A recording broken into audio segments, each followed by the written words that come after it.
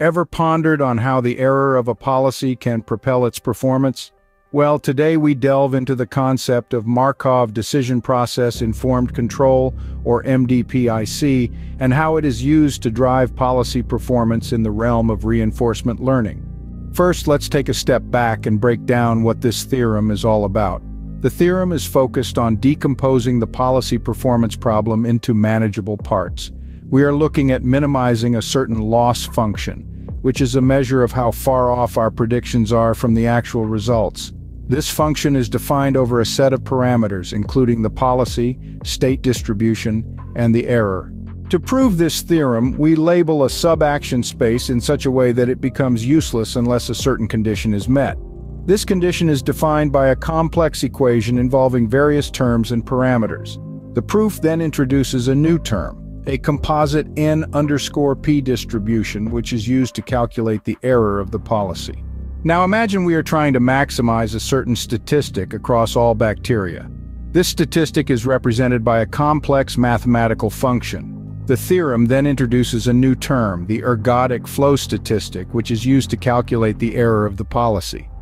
This statistic is represented by a complex mathematical function. The theorem then introduces a new term, the ergodic flow statistic, which is used to calculate the error of the policy.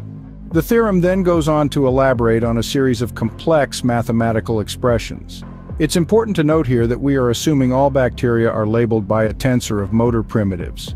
This assumption is more general than many existing deep learning architectures and has been shown to significantly improve performance. So, what are the key takeaways from this theorem and its proof?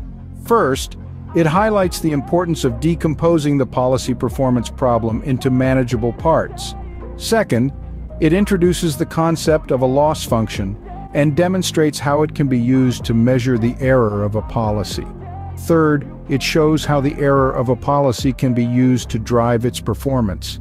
Lastly, it emphasizes the role of assumptions in improving the performance of deep learning architectures.